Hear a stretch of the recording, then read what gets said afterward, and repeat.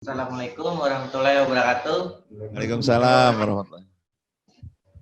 Ulun Fadli mungkin Ketua RT 13 sekaligus asisten staf humas Forum RT RW tingkat kota yang bertempat di Komplek Lampu Mangkurat yang kemarin mengadakan lomba hari jadi Kota Banjarbaru.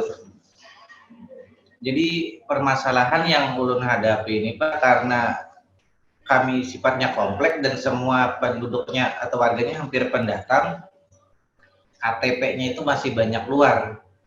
Ada yang luar Banjarbaru maupun luar pulau.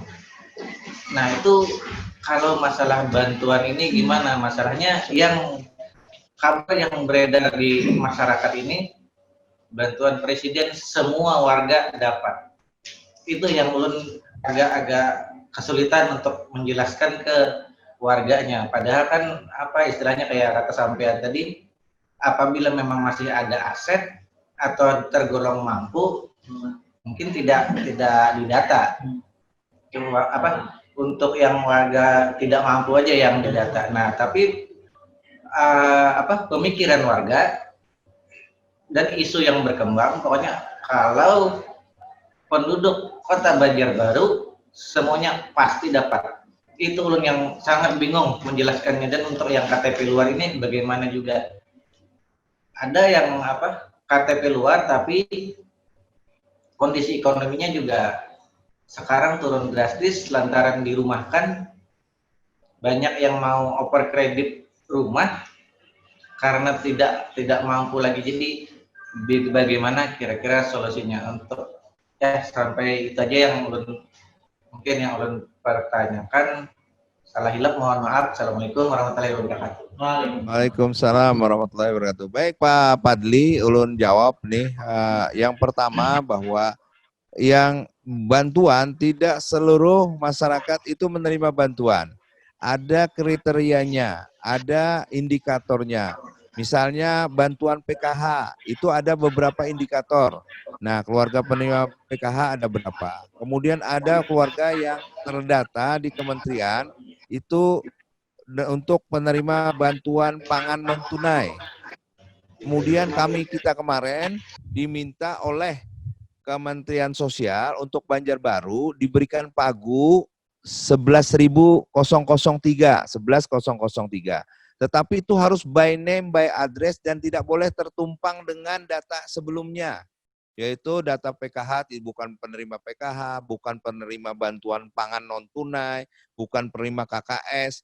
Nah itu ada kita 10.000 dan itu harus by name dengan namanya yang lengkap, by address dengan alamat yang lengkap, dan diikuti dengan NIK, nomor induk kependudukan, sehingga dipastikan bantuan itu tidak akan overlapping. Nah itu ada kriterianya. Kemudian yang di luar itu kita handle melalui APBD kota. Siapa saja, yaitu mereka yang benar-benar terdampak. Kalau mereka terdampak dan memang rentan miskin. Jadi kalau memang mereka terdampak, seberatan kita ini terdampak Pak. Termasuk wali kota juga terdampak, wakil wali kota, polisi, TNI juga terdampak, semua kita terdampak. Karena kita ada pembatasan kegiatan usaha kadakawa kan terdampak. Tetapi kita ini bukan keluarga yang rentan miskin, karena kita masih ada menerima gaji. Nah ulun yakin juga, kalaupun rentan miskin kita masih punya aset. Banyak mohon maaf saudara-saudara kita yang ketika ada pengumuman bantuan minta mendaftar, kenapa Pak RT kami kada didaftar. Nah karena pian ada termasuk ke dalam kriteria rentan miskin. Pian masih punya aset, kan ada motor, ada kendaraan, ada mohon maaf datang lapor ke RT emasnya ganal banar, karena kalah Pak RT kan. Nah itu coba bayangkan, hanya jual misalnya melepas aset 3 gram emas sama dengan yang orang penerima selama 3 bulan 400.000. Jadi itu bisa kita jelaskan. Tidak semuanya pemerintah tidak mampu kita untuk melakukan itu. Tapi kalau memang benar-benar terdampak, dia tidak punya aset lagi, kada ada yang dijual lagi, kada ada nah itu memang yang perlu kita jelaskan.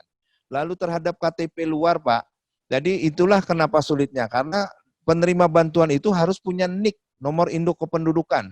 Soalnya kalau semuanya kita masukkan di sini, jangan-jangan di Jawa diusulkan juga, KTP-nya di Banjarmasin dia diusulkan. Karena itu kita selektif. Nah itu bisa dijelaskan. kita ingin memang warga itu, karena ini juga sebagai sekalian untuk agar mereka tertib administrasi pemerintahan. Ini sudah pindah ke Banjarbaru, diam di kompleks sana 2-3 tahun, tapi KTP-nya masih KTP Banjarmasin. Mereka malas mengurus KTP itu. Nah, ketika kejadian ini mungkin jadi ada hikmahnya mereka untuk segera mengurus. Kalau ber-KTP Banjarbaru kan ada proteksi yang kita berikan. Kalau ada yang meninggal, kita berikan santunan kematian. Nah, itu kadang-kadang yang tidak dipahami oleh warga. Apalagi KTP saat ini kan KTP elektronik itu KTP seumur hidup. Jadi malas orang mengurus KTP karena sudah seumur hidup. Padahal KTP-nya dia sudah pindah. Nah, ini bagian kita untuk selalu menertibkan administrasi pemerintahan kita. Saya kira itu Pak Padlila, jawaban ulun.